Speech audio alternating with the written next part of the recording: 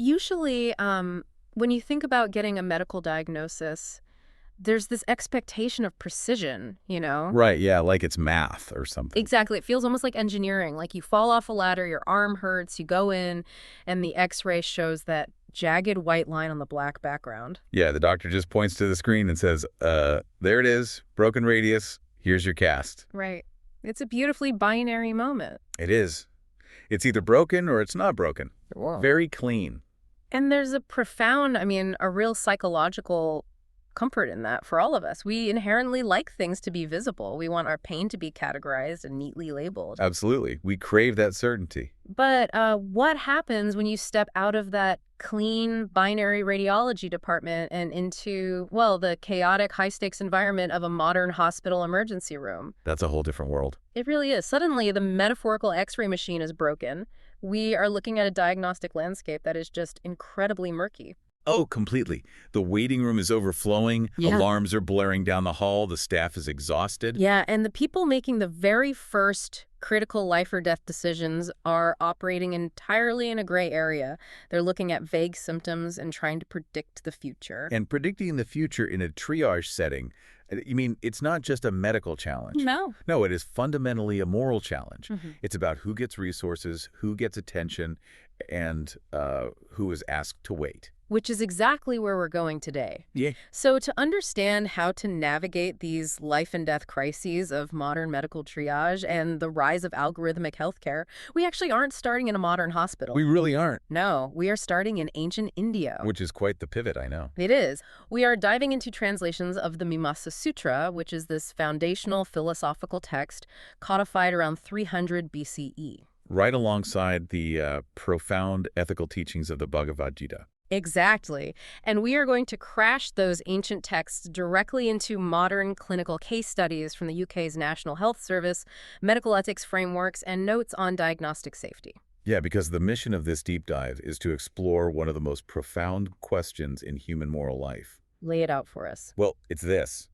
When a specific action is prescribed by your duty, does the consequence of that action, whether it brings you immense pleasure or, say, career-ending pain, release you from the obligation to act? That is a massive question. It is. And we are going to trace how a 2,300-year-old doctrine of obligatory action provides a literal, practical blueprint for surviving a broken modern medical system. Okay, so let's build the foundation for you listening. We have to start with the Mimamsa Sutra. Right. This is a school of Vedic philosophy codified by the sage Jaimini over 2 millennia ago. And to put you in that mindset, you have to imagine a world deeply structured by ritual and precise daily obligations. Yeah, a very structured reality. So the central question Jaimini addresses is, like you said, massive. Do the consequences of an action dictate whether or not it is your duty to perform it? And the text answer is an unequivocal, resounding no. Just a hard no. A hard no. It's absolute. Mimamsa establishes a vital concept called nitya karma. Nitya karma. Right. These are perpetually obligatory duties. The philosophy dictates that certain actions just must be performed, not because of the fruits they might bear. And the Sanskrit word for this fruit or result is phala. Exactly. Yeah. Phala. Mm. You don't act for the phala. You act simply because the actions are intrinsically right. Wow. The fundamental premise of Mimamsa is that the consequences of an action belong to the cosmos. The action itself belongs to you. The consequences belong to the cosmos. I mean, that is a beautifully heavy concept to lay on someone's shoulders. It is heavy, yeah, but it is deeply liberating if you understand it correctly. How so? Well, to fail to perform a dharmic duty, a righteous, required action, simply because you fear a negative outcome, that is not viewed as prudence. It's not just playing it safe. No, it isn't caution. In this tradition, it's regarded as a specific, highly destructive form of moral cowardice. It is a transgression in and of itself. And we see this idea deepened and expanded in the Vedantic tradition too, right? Specifically in the Bhagavad Gita. Oh, absolutely.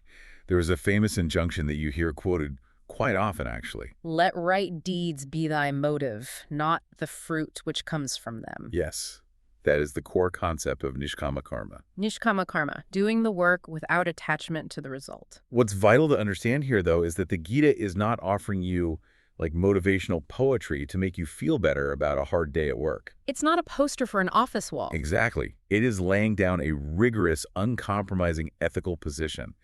It demands that you act from pure principle, not from a calculation of personal risk or reward. Okay, I want to stop right there and push back on this a little bit because it sounds incredibly idealistic. Sure, go ahead. It reminds me almost of Newton's third law of motion. Every action has an equal and opposite reaction, but applied to human morality. Okay, I see where you're going. Like Newton says, you can't have an action without a reaction. So if we look at human psychology, isn't it true that we are wired to act only because we desire a specific reaction? That's a fair point. Like, I am doing this deep dive with you right now because I want the listener to learn something new. I want a result. Right. If I am supposed to entirely detach from the phala, the fruit of my labor, won't I just become completely passive? Doesn't this philosophy just breed apathy? I mean, why do anything at all if you don't care about the outcome? Yeah, so that is the most common and immediate critique of this philosophy. But Mimasa actually anticipates it perfectly. Oh, really? Yeah, this is not a passive, fatalistic doctrine where you just sit under a tree and let the world happen to you. Yep. It is vigorously, almost obsessively concerned with action. Mimasa demands an intense, continuous focus on the precise nature of what must be done and exactly how it must be done. The doing itself is viewed as the highest expression of human intelligence. So it's not apathy at all. Exactly the opposite. A Mimasa practitioner does not retreat from difficulty or complexity. They move towards it with extreme precision and clarity. Because they want to fix it. No, simply because the duty requires it. You don't perform the duty to get a reward. You perform the duty because the fabric of reality requires you to uphold your specific role within it. I see. So it's not about not caring about the world. It's about caring so deeply about the integrity of your action that you refuse to let the fear of a bad reaction paralyze you. Precisely. That's a great way to put it. And this leads us directly to the concept of svadharma. Which translates to one's own duty. Right. This is where the stakes of this ancient philosophy become intensely relevant to modern professions.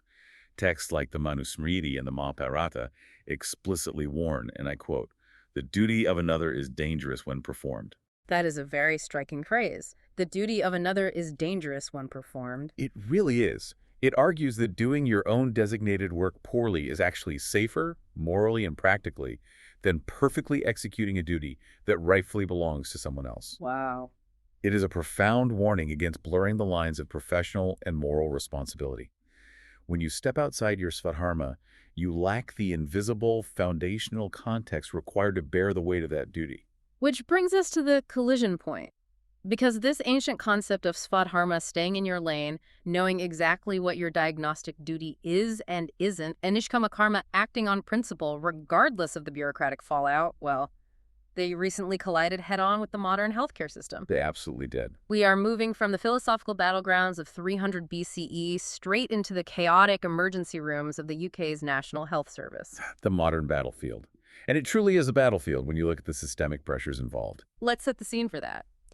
The clinical data and historical records of the NHS over the last decade show a system buckling under unbelievable patient overload. Yeah, the numbers are just staggering. There simply aren't enough doctors, beds, or hours in the day to manage the sheer volume of human need. So to cope, hospital administration and medical bureaucracy began relying heavily on a systemic change called task shifting. Task shifting, which on paper looks like an elegant administrative solution to a logistical nightmare. How does it work? It involves taking specific tasks that were traditionally the exclusive domain of highly trained physicians and shifting them down the hierarchy to nurses, pharmacists, and non-physician practitioners. The idea being to free up the doctors for the most complex cases. Exactly. So a nurse might be tasked with assessing a patient, making a preliminary diagnosis, and even prescribing medications based on preset algorithmic protocols. Like, if symptom A and symptom B are present, prescribe drug C. Now, we need to be incredibly clinically precise here because this gets sensitive. Right, absolutely. The medical critiques of task shifting are not an attack on the nursing profession. Nurses perform absolutely vital, life-saving duties. Of course. They monitor complex chronic conditions, they provide critical health education, they manage intravenous therapies, and they often know the baseline state of a patient way better than anyone else in the hospital. Right. When a nurse executes their specific svadharma, the system works brilliantly. Precisely. The danger, the exact peril the ancient texts warned about, arises specifically in the context of triage, and even more specifically when dealing with what medicine calls undifferentiated symptoms. Undifferentiated symptoms. Let's break that down for the listener. Sure. This is when someone walks into a clinic and they don't have, like, a bone sticking out of their arm. Right, it's not obvious. They have vague complaints, a fever that won't break, a strange rash, a deep fatigue, maybe some chest tightness. It's a cluster of symptoms that hasn't been differentiated into a specific disease category yet. Exactly. It could be a common viral cold, or it could be a massive cardiovascular event waiting to happen. And this brings up a massive concept, the epistemology of diagnosis. Yes, epistemology. Which is the philosophical study of knowledge. Like, how do we actually know what we know? In medicine, how do you know that the guy sitting in front of you with a slight cough is actually in the early stages of heart failure? And that is the crux of it. Most people view triage as just an administrative sorting process. Right. You walk in, the person behind the desk has a sympathetic conversation with you, takes your name, asks what hurts, and tells you to take a seat. But true triage is not a conversation. It's not. No, it is a rigorous, high-stakes clinical discipline. In areas like pediatric medicine or emergency care, symptoms follow highly complex, often counterintuitive patterns. Okay. When a patient presents with undifferentiated symptoms, the assessor must engage in a process of differential diagnosis. This isn't just matching a symptom to a drug on a checklist. Right. It is a complex cognitive process of elimination, requiring years of training in pathology, anatomy, and disease progression. And when you shift that specific task to an untrained eye relying on a checklist, they're simply not going to see the pattern. No. They will completely miss what experienced clinicians call the red sign presentation. The red sign. This is the core of the catastrophe. Picture a patient walking into an urgent care center.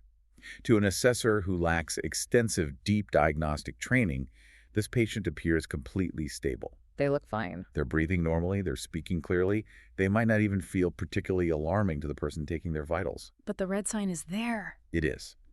Buried within their presentation are subtle, objective clinical markers. Maybe a specific discoloration of the skin, a slight irregularity in the pulse rhythm, or just the way their eyes track. Wow. And these indicate a terrifying underlying pathology requiring immediate, urgent escalation. And if you miss the red sign because it's not on your specific administrative checklist, the consequences aren't just a longer wait time. The consequences are measured in human lives. Let's connect this back to medical ethics for a second. There is a core ethical principle in healthcare known as justice. Justice. But justice in an emergency room is often misunderstood by the public. Justice requires equitable treatment, not equal treatment. Okay, I want to make sure I'm wrapping my head around this. Let's say I walk into the ER with a really bad sore throat, and at the exact same time, a woman walks in clutching her chest, sweating, and short of breath. Right. We both get assessed at triage, but she gets rushed immediately onto a gurney and taken to the back, while I am told to go sit in those uncomfortable plastic chairs for 4 hours. That is not equal treatment. No, it isn't equal, but it is perfectly equitable. Triage is the specific mechanism that ensures justice is served by prioritizing the immediate threat to life. The system allocates its finite resources based on clinical urgency. Exactly. So if we apply the philosophy of Svadharma here, the highly complex duty of spotting that hidden threat, of ensuring that justice is actually served, is the specific Svadharma of a deeply trained physician. When a hospital administration decides to outsource that diagnostic duty to a practitioner who only has a flowchart and a few hours of algorithmic training, the justice of the entire triage system collapses. You're asking someone to perform the duty of another. And the duty of another is dangerous. This is not a theoretical debate happening in a university lecture hall. When this specific Svadharma is violated systemically, when the deep cognitive work of a physician is replaced by a protocol, we see horrific results. The clinical records and case studies document this exact failure. Real people paying the ultimate price for administrative task shifting. I want to walk through these cases because we need to understand the mechanics of how this failure actually happens on the ground. Yeah, these are tough to hear, but crucial. Let's look at the first case. A 20-year-old man. He goes to a local walk-in clinic in the UK.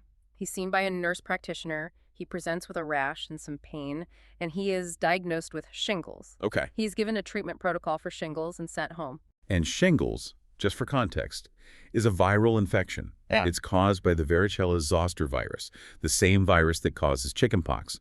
It typically causes a painful rash that follows a specific nerve pathway known as a dermatome. Right, so a week goes by, this young man walks back into the clinic, To the casual observer, he looks physically okay, but he's demanding an emergency appointment. He knows something is wrong. He tells the receptionist he feels incredibly unwell and refuses to leave. The clinic is fully booked, but the receptionist uses a specific digital triage tool, which we will actually talk about later, and asks him 3 specific questions about his symptoms. Man. All 3 answers trigger a red warning in the system. The receptionist overrides the cue and rushes him straight back to a physician. And what happens when a physician finally looks at him? The doctor takes one look at this young man, immediately diagnoses septic shock, pulls him into the consultation room, and calls an ambulance to rush him to the intensive care unit. Wow. This 20-year-old man never had shingles. He had a staphylococcus infection in pedigo. That's a highly contagious bacterial skin infection. Yes. Because it was misdiagnosed as a viral infection by a practitioner relying on a basic protocol, it went completely untreated for a week. That localized bacterial infection breached his bloodstream, resulting in septicemia, blood poisoning. What is fascinating and terrifying from a diagnostic perspective here is the distinction between a clinical symptom and a clinical sign. This is where epistemology really matters. Break that down for us. Symptom versus sign. Sure. A symptom is entirely subjective. It is what the patient complains about. The patient says, I feel unwell, or I have a painful rash. Right. A clinical sign, however, is objective, measurable evidence of a disease discovered by the clinician during a physical examination. So the subjective symptom was the rash. Yes. The nurse practitioner saw a rash, heard the patient complain of pain, and mapped those subjective symptoms to a common algorithmic protocol. Rash plus pain equals shingles. Pick the box. But the physician, possessing the deep svadharma of diagnosis, saw the objective clinical signs of systemic cardiovascular collapse. They saw the early markers of septic shock that the protocol completely missed. That reliance on the superficial label leads directly to an even darker psychological trap. You see it perfectly in the second case documented in the records. Yeah, this one is awful. A 12-year-old girl. She's generally healthy. She hasn't started having her periods yet. Her parents bring her in because she has a fresh blood stain in her underwear. Okay. She's seen by a nurse and later even by a junior doctor following the same protocols. She is treated for a urine infection. Right. But here is the detail that absolutely stops your heart when you read the case files. They diagnosed her and prescribed medication without ever performing a physical examination. Which fundamentally violates the entire concept of a differential diagnosis. And we have to ask why that happens. Why would a trained practitioner skip the physical exam? Why would they? It comes down to the psychological comfort of the algorithm. It's the GPS analogy. Yes, exactly.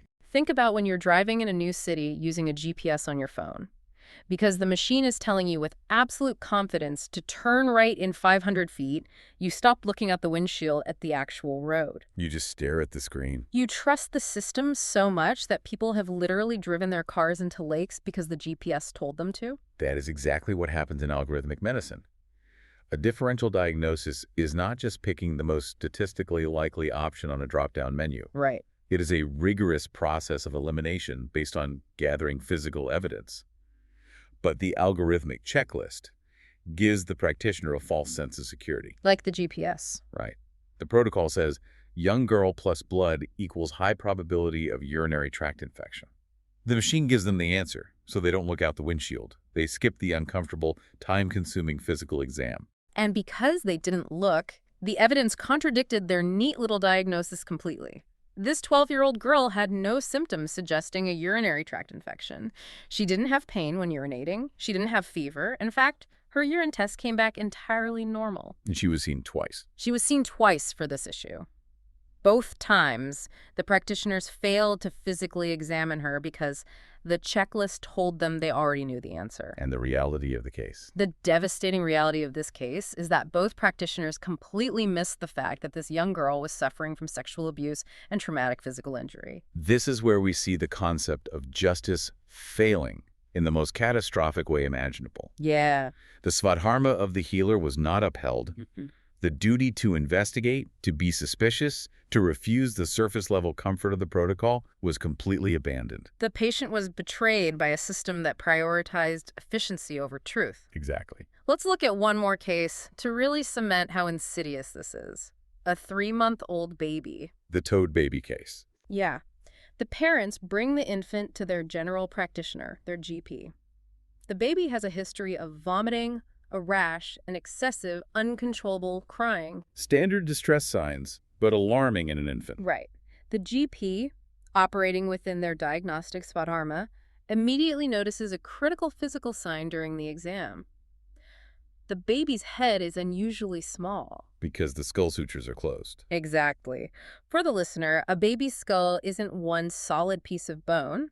It's made of plates separated by flexible joints called sutures, which allow the baby's brain to grow rapidly in the first year. Right, they have to expand. But the GP notices these sutures have prematurely fused. This is a massive red sign. The GP immediately refers the child to the hospital specialists for a scan. But when the baby gets to the hospital consultants, what do? They look at the vomiting and the crying, they look at their statistical probabilities, and they diagnose the baby with a milk allergy. They diagnosed a milk allergy, completely ignoring the objective physical sign of the closed skull sutures that the referring GP had explicitly noted. Yes. They just put this infant on an alternative formula.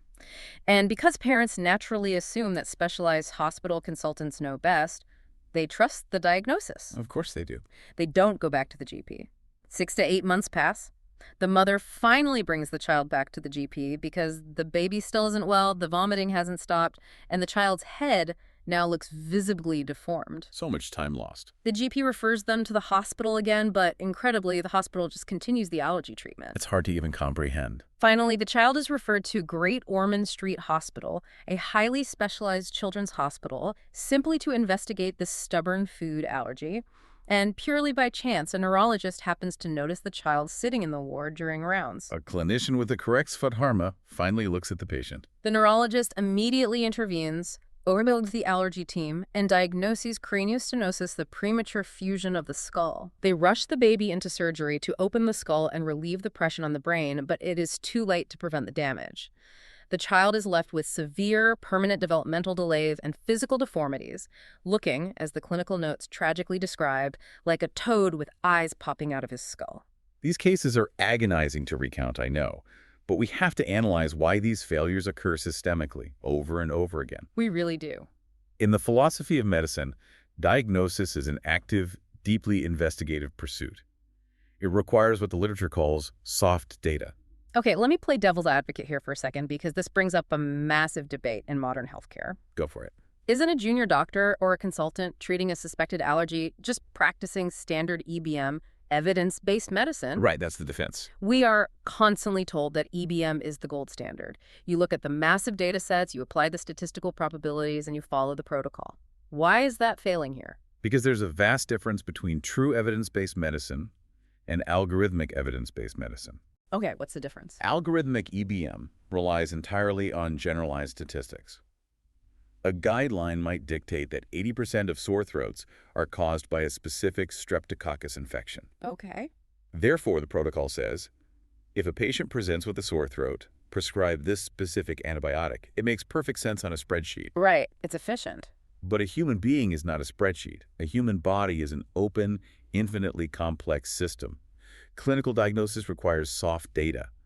Statistics cannot capture the unique, nuanced presentation of an individual. Give me an example of what the algorithm misses. Well, algorithms completely miss a crucial concept called oximetry. Oximetry, let's break that down.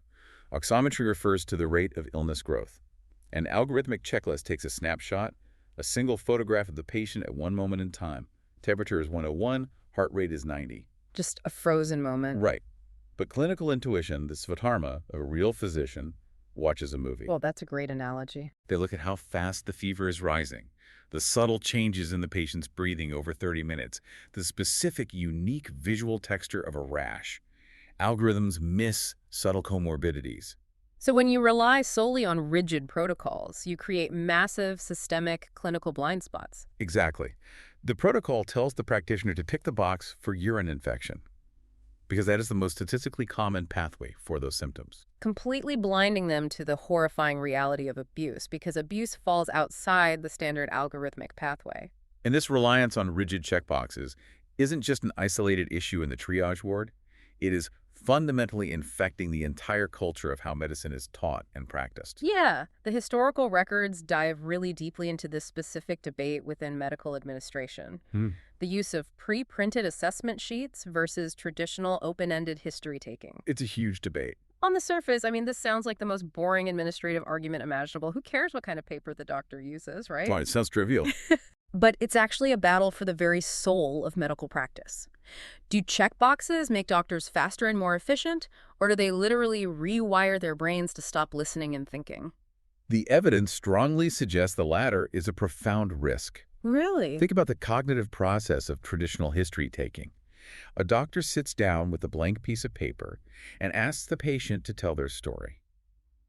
The doctor isn't just acting as a stenographer taking dictation. No. They are actively synthesizing information in real time. They are watching the patient's body language, noting what the patient emphasizes, building and discarding differential diagnoses second by second. It's an active process. It is a highly complex cognitive dance. You know, fill-in-the-blank questionnaire requires no special history-taking skill. That is a direct quote from the debates found in the records. Exactly. When you replace that blank page with a pre-printed sheet or a computer screen filled with required drop-down menus, you fundamentally change the practitioner's focus. How so? The junior doctor learns to meticulously fill in the blanks to satisfy the hospital's auditing software. But they fail to develop the cognitive muscles required to analyze the data within their own mind. Wow. They stop looking at the patient's face, and they start looking at the glowing rectangle in front of them. Yes. And this technological reliance, this shift away from the patient and toward the protocol, leads us directly into a massive systemic nightmare known as iatrogenesis. Iatrogenesis, that's a crucial term. Let's unpack it. It translates essentially to harm caused by the healer. It refers to illness, injury, or death that is directly caused by medical intervention itself. I mean, most people hear that and think of like a surgeon leaving a sponge inside a patient or a hospital-acquired infection, what's called a nosocomial infection, like getting MRSA from a dirty catheter. Right, those are the physical examples. But the records show that iatrogenic harm goes much, much deeper than just physical slip-ups. It includes the profound harm of over-medicalization and misdiagnosis driven by technology. The clinical literature calls this the passion for diagnosis. The passion for diagnosis. It is a phenomenon particularly prevalent among younger, protocol-driven physicians. They have a deep, paralyzing fear of missing something, often driven by the threat of malpractice lawsuits. Sure. And they are armed with incredibly shiny, advanced diagnostic technology. So what do? They overtest. Exactly. A relatively healthy person comes in with a minor, vague complaint, maybe a slight occasional headache. A seasoned physician relying on traditional Svadharma would take a detailed history, recognize it as a standard tension headache, give some advice on stress management, and send them home. Right. Good medicine. But a doctor, driven by the passion for diagnosis, runs them through a gauntlet. They order MRI scans, CT scans, comprehensive blood panels. And here's the danger of the open system of the human body. Yeah. No human being is perfect. True. If you scan enough systems in a perfectly healthy person, you will eventually find something that looks abnormal. Like what? The medical term for this is an incidentaloma. An incidentaloma. I love Right. that term. It's an incidental finding that has absolutely nothing to do with the patient's actual complaint and was never going to cause them harm. The records use a terrifying example of this, actually. A patient comes in with typical, uncomplicated migraines.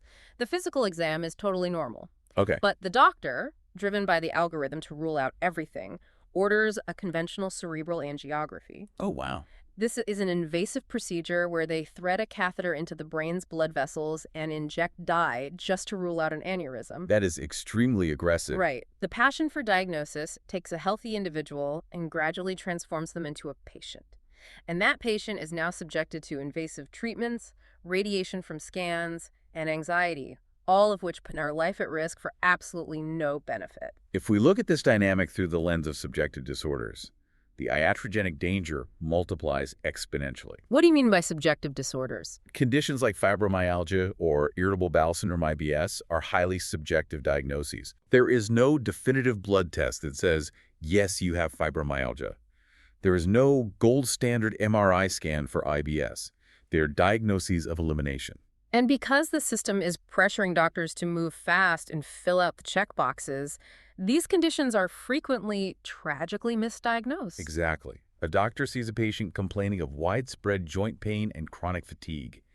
Instead of doing the deep cognitive work of a differential diagnosis, they quickly tick the fibromyalgia box on the drop-down menu. And then they prescribe a heavily marketed, expensive nerve pain drug like Lyrica. But in doing so, They completely fail to look for the root cause. They fail to investigate if the patient actually has severe hypothyroidism, which can perfectly masquerade as fibromyalgia. Oh, wow. Or they label a patient with IBS without ever running the test to check for Crohn's disease or celiac disease. The label becomes a trap. I want to pull this back to the philosophical ethics we touched on at the beginning because this connects perfectly. Yeah, let's do that. When you look at medical ethics frameworks, you inevitably run into the philosopher Immanuel Kant. Specifically, Kant's categorical imperative. Yes, Kant's formulation regarding humanity is one of the absolute pillars of medical ethics. Remind us what that is. Kant argued that we must treat humanity, whether in our own person or in the person of any other, always as an end in itself, and never merely as a means to an end. Let's really unpack that. What does an 18th century German philosopher have to do with a misdiagnosed stomachache in a modern NHS clinic? Everything. Absolutely everything. Really? Think about it. When a patient is rushed through a triage protocol by an untrained assessor, when their complex, lived history of pain is reduced to a pre-printed checkbox simply so the clinic can hit its government-mandated efficiency metrics. Yeah. Or when they are quickly slapped with a subjective disorder label so they can be funneled into a profitable pharmaceutical pipeline, that patient is no longer being treated as an end in themselves. They've been stripped of their complex humanity. Exactly. They have been reduced to a mere means, a means to clear the waiting room faster, a means to satisfy an auditing algorithm, a data point to generate revenue. Wow. When the medical system does this, it loses its moral center. It ceases to be a healing profession and becomes a biological processing plant. And if you want the ultimate horrifying example of patients being used purely as a means to an end, the historical records point directly to the Vioxx scandal. Oh, Vioxx. For listeners who might not remember, Vioxx was a massively popular painkiller introduced in the late 1990s. It was marketed aggressively as a miracle drug for arthritis. The Vioxx case is cited in the medical literature as the prime example of systemic regulatory capture and the total abandonment of Svadharma.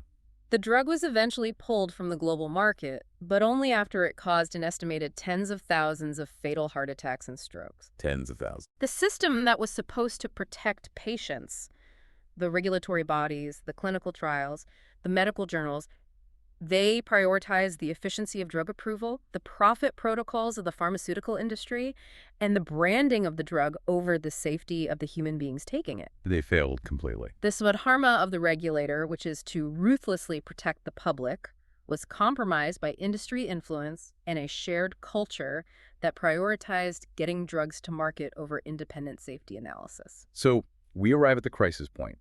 We have a system that is actively pushing Svadharma aside. Yeah. Doctors are being downgraded into data entry clerks, algorithms are blinding practitioners to the red signs, and patients are being profoundly harmed. The vital question becomes, what does an individual physician do when they are standing in the very center of this systemic failure? They look around, they see the task shifting, they see the misdiagnoses. How do they respond? This is where the ancient Mimamsa Sutra leaves the realm of theory and becomes a weapon. A weapon. Yes, the ancient text demands action. It demands obligatory action, regardless of the fruit it bears. In the historical records we're examining, we have the direct account of a specific physician, Dr. Srivatsa, who witnessed these exact catastrophic triage failures happening within the NHS. Right. This doctor saw the walk-in clinic sending back misdiagnosed patients in septic shock. They saw the Svadharma of complex diagnosis being outsourced to practitioners who simply did not have the training to spot the red signs. And how did this physician respond to the bureaucracy? The doctor's documentation is incredibly powerful. They state, and I quote, "I raised my concerns, I documented the evidence, I accepted that the consequences would be whatever they would be." I accepted that the consequences would be whatever they would be. That sentence is the absolute pure embodiment of Nishkama Karma from the Bhagavad Gita. It really is. But let's look at the modern legal framework for this first, because it's not just ancient philosophy, it is supposed to be modern law. Right. The medical records discuss the duty of candor, specifically CQC Regulation 20 in the UK. This is a strict legal and regulatory obligation placed on healthcare providers. The duty of candor legally dictates that if a safety incident occurs that results in severe harm or death, like the missed impetigo that led to septic shock, or the tragically misdiagnosed craniostenosis in the infant Kibar, the provider has a strict duty to speak up. They must be transparent. They must notify the relevant people, and they must offer a formal apology. It is the literal legal codification of telling the truth.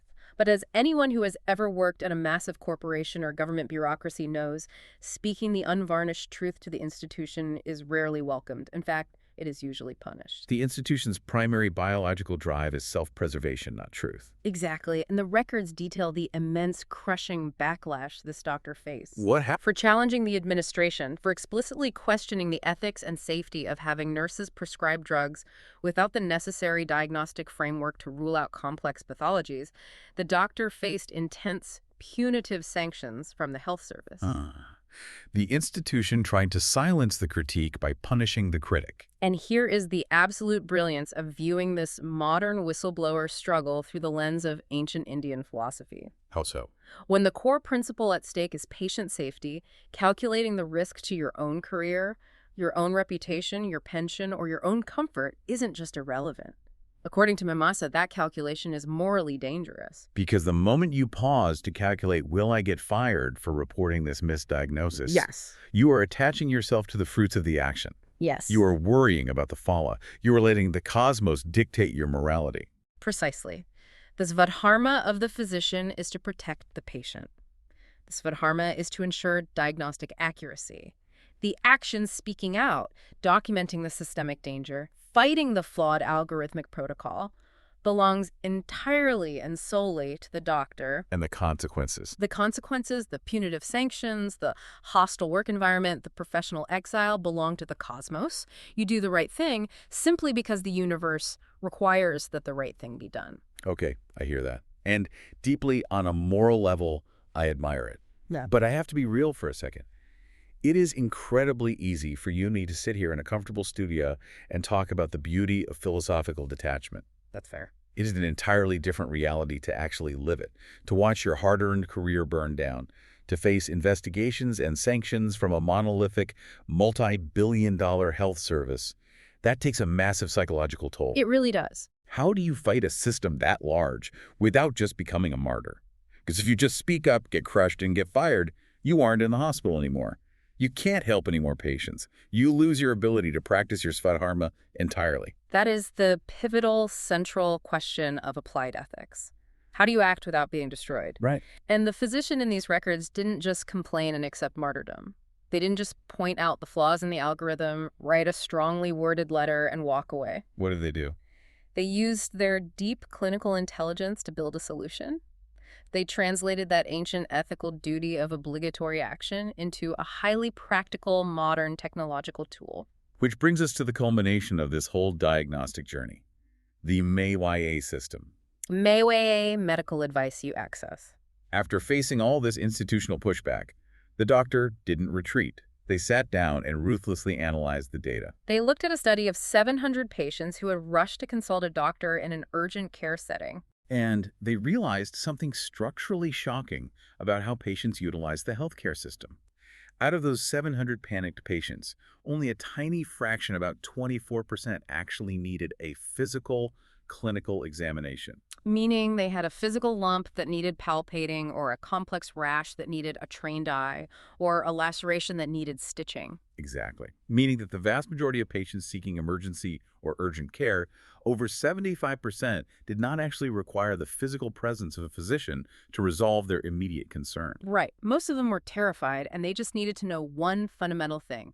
Are my symptoms dangerous? Do I need to be sitting in this crowded ER waiting room, or can I safely manage this fever at home? So the doctor created the Maya app. They took the thousands of possible medical complaints and narrowed them down to just 12 common presenting symptom categories. Things like fever, cough, headache, abdominal pain. But instead of creating a rigid, simplistic protocol that just says fever equals take paracetamol, Maya breaks those core symptoms down into highly specific subclasses. It introduces clinical nuance back into the triage system. It replicates the svadharma of history-taking. Exactly. Let's look at how it actually replicates a doctor's brain.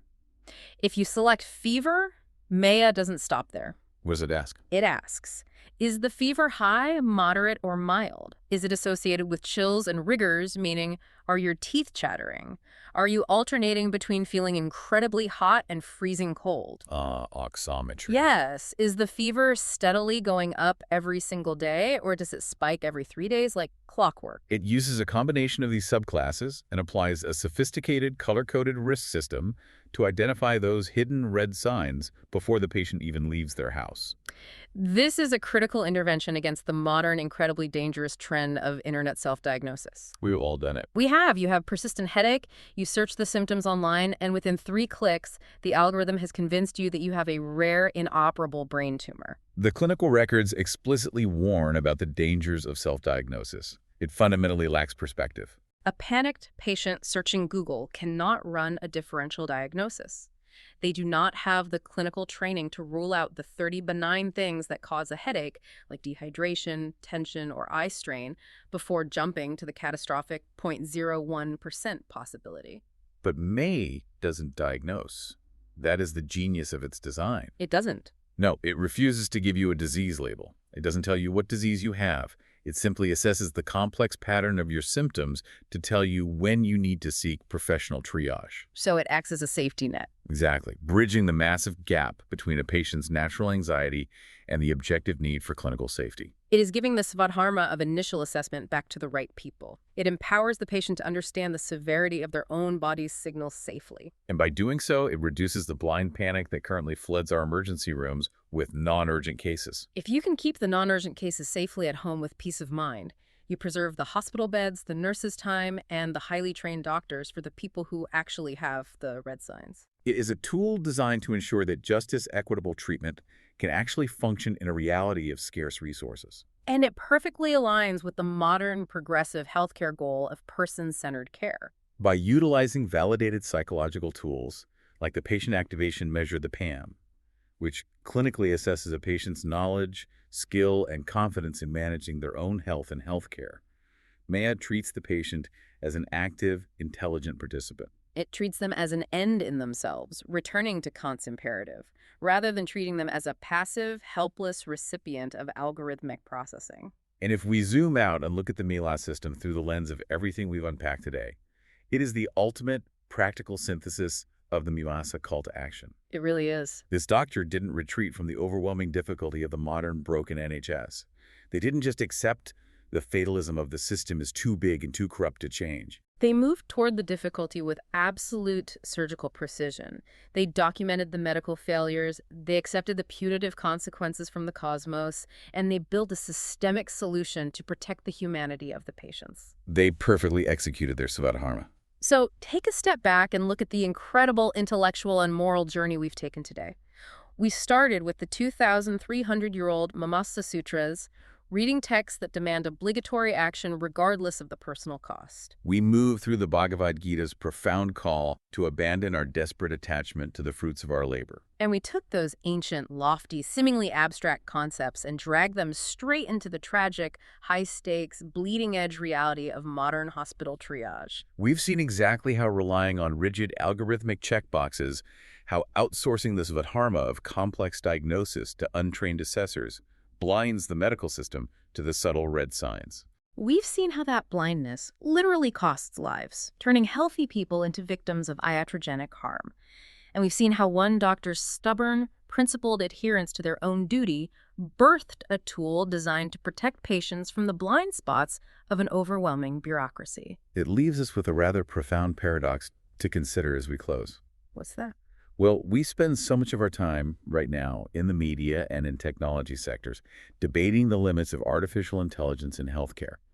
We argue endlessly about whether a machine, a super algorithm, can ever truly replace the empathy, the intuition, the oximetry, and the diagnostic brilliance of a human doctor. Right. But after reviewing this history and these clinical realities, perhaps the real question we should be asking is whether modern medical bureaucracy, with its rigid protocols, its task shifting, and its pre-printed assessment sheets, has already turned our human doctors into algorithms. Oh, wow. If ancient Indian philosophy teaches us that true duty requires conscious, difficult, principled action, then perhaps the greatest medical innovation of our time won't be a new piece of technology or a faster AI. What will it be?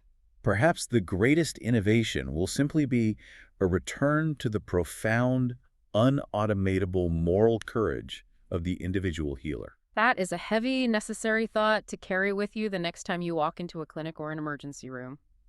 We want to thank you so much for joining us on this deep dive. We hope it illuminated the unseen forces operating behind the triage desk and gave you as much to think about as it gave us. It's been a powerful one. And as you go about your week, maybe take a moment to examine your own life through this ancient lens. What is your svadharma? What are the specific duties in your own life, your own family, your own field that require your action regardless of the consequences the cosmos might throw at you? Good questions. Until next time, keep diving deep.